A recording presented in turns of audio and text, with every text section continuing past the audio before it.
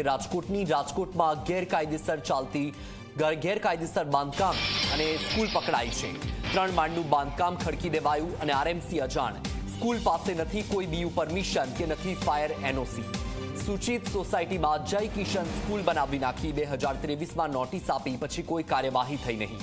આજે ATPO Shailesh સીતાપરાએ connection કાપવા માટે નોટિસ ફટકારી।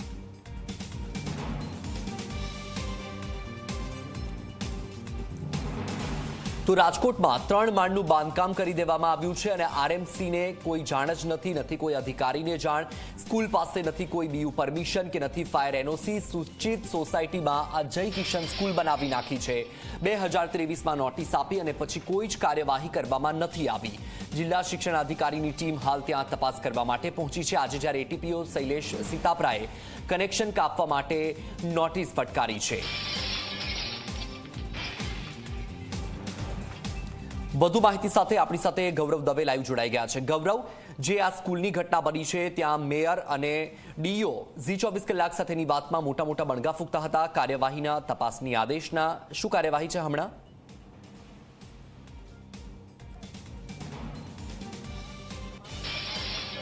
ચોક્કસ જ વત્સલ, કાર્યવાહીના બણગાઓ તો કોઈ પણ પદાધિકારી હોય કે અધિકારી હોય તમામ લોકો છે તે ફૂંકી રહ્યા છે। અત્યારે મોવડી વિસ્તારમાં જે જય કિશન સ્કૂલ છે કે ત્યાં જિલ્લા શિક્ષણ અધિકારીની ટીમ છે તે પહોંચી છે। 3 સભ્યોની આ ટીમ છે ને તેમના દ્વારા અત્યારે ચેકિંગ છે તે અત્યારે શરૂ કરવામાં આવ્યું છે। જિલ્લા શિક્ષણ અધિકારીની જે ટીમ છે તે 3 લોકોની જે ટીમ છે તે મંજૂરી કેટલી આપવામાં આવેલી છે તેને લઈને ચેકિંગ છે તે અત્યારે કરી રહી છે। ગેરકાયદેસર બાંધકામ છે તો બાંધકામ અથવા તો આ જે બિલ્ડિંગ છે તે બિલ્ડિંગ ઊભું છે તો તેમની પાસે શું ડોક્યુમેન્ટ અને ખાસ કરીને પરમિશન છે કે નહીં ઉપયોગની તેઓ માહિતી છે તે મેળવશે અને ત્યાર પછી રાજ્ય સરકારને રિપોર્ટ છે તે સોંપવામાં આવશે। પરંતુ અનેક સવાલોની વચ્ચે અત્યારે એ મોટા ધડાકા થઈ રહ્યા છે કે આ જે સ્કૂલ છે જે જય કિશન સ્કૂલ તે ભાજપના જ એક કાર્યકર ગોવિંદ વીરડિયાની હોવાનું અત્યારે સામે આવી રહ્યું છે અને ગોવિંદ વીરડિયા ખુદ આ સ્કૂલ છે તે સંચાલન છે તે કરતા હતા। હવે ક્યાંક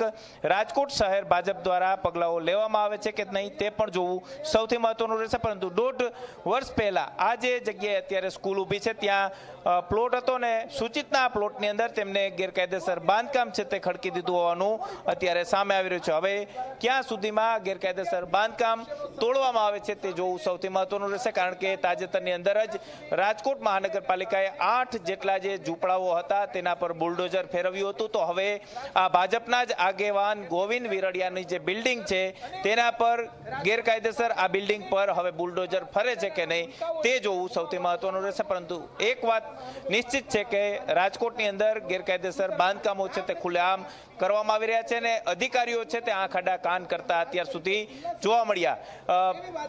મે 2023ના રોજ આ બિલ્ડિંગ જ્યારે બાંધકામ ચાલતું હતું ત્યારે નોટિસ આપવામાં આવી, તો આ નોટિસ આપ્યા બાદ કેમ કાર્યવાહી કરવામાં ના આવી તે અધિકારીઓ સામે પણ સવાલો છે તે ઊભા થઈ રહ્યા છે। હવે ક્યાં સુધીમાં જે પણ જવાબદાર અધિકારી હોય અથવા તો આ ગેરકાયદેસર બાંધકામ જેને કરવા દીધું છે, ડિમોલેશન કરવા દીધું નથી, તેની સામે ક્યાં સુધીમાં કાર્યવાહી કરવામાં આવે છે તે જોવું પણ સૌથી મહત્વનું રહેશે। પરંતુ હાલ એ માહિતી સામે આવી રહી છે કે ભાજપના આગેવાન ગોવિંદ વીરડિયા છે કે તેમની આ જય કિશન સ્કૂલ છે અને તેમનું જ આ ગેરકાયદેસર બાંધકામ હોવાનું અત્યારે સામે આવી રહ્યું છે। હવે શું રાજકોટના મેયર, રાજકોટના સ્ટેન્ડિંગ ચેરમેન અને રાજકોટ શહેર ભાજપના પ્રમુખ મુકેશ દોશી છે કે તેઓ પગલાં લેશે કે નહીં તે જોવું સૌથી મહત્વનું રહેશે। બિલકુલ ગૌરવ, કાર્યવાહી શું થાય છે તે જોવું રહ્યું કે પછી મોટી વાતો જ થાય છે? માહિતી સાથે જોડાવા બદલ આપનો આભાર। સુરતના